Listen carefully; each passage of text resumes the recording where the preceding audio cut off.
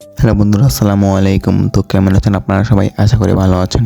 তো যারা আমার চ্যানেলটিকে এখনও সাবস্ক্রাইব করেননি, এখনই সাবস্ক্রাইব করে অল বাটনে ক্লিক করে আমার চ্যানেলের পাশেই থাকবেন এবং ভিডিওটি স্কিপ না করে আমরা সম্পূর্ণ ভিডিওটি দেখার চেষ্টা করব।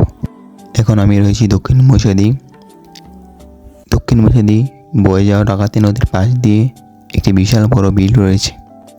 এটিকে চর বললেও ভুল হবে না।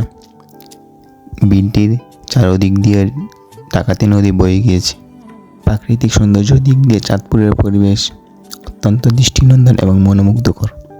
তার মধ্যে চাঁদপুর থেকে বয়ে আসা ডাকাতি নদী আমাদের মহিষাদী গ্রামের পাশ দিয়ে আঁকাবাঁকা হয়ে বয়ে গিয়েছে, যার কারণে আমাদের মহিষাদীর প্রাকৃতিক পরিবেশ এবং মনোমুগ্ধকর দৃশ্য সত্যি অতুলনীয় এবং দৃষ্টিনন্দন পরিবেশ। বাংলাদেশ হলো নদীমাতৃক দেশ। নদীর সঙ্গে মানুষের জীবন জীবিকা জড়িয়ে রয়েছে। নদীর সৌন্দর্য যেন আমাদের জন্য প্রকৃতির এক অমূল্য রতন। নদী শুধু পানি বহন করে না, এটি একটি জীবন্ত উপাদান।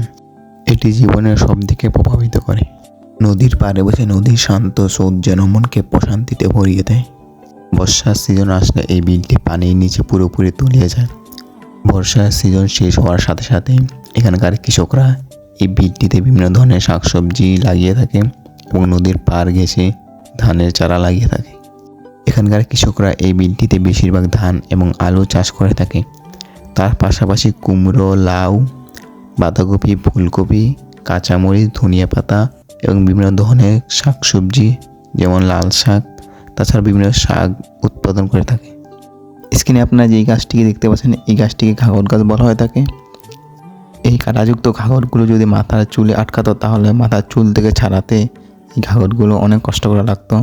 ছোটোবেলায় এগুলো দিয়ে অনেক খেলাধুলা করতাম, কিন্তু সচরাচর এই গাছগুলো এখন আর দেখা যায় না, চোখেও পড়ে না তত একটা। দক্ষিণ মহিষাদী এই বিলটি এত বড় যে এই বিলটির এক প্রান্ত থেকে অন্য প্রান্ত ভালোভাবে দেখা যায় না এবং এই বিলটির প্রাকৃতিক পরিবেশ এবং মনোমুগ্ধকর দৃশ্য আপনার মনকে শিহরিত করে তুলবে।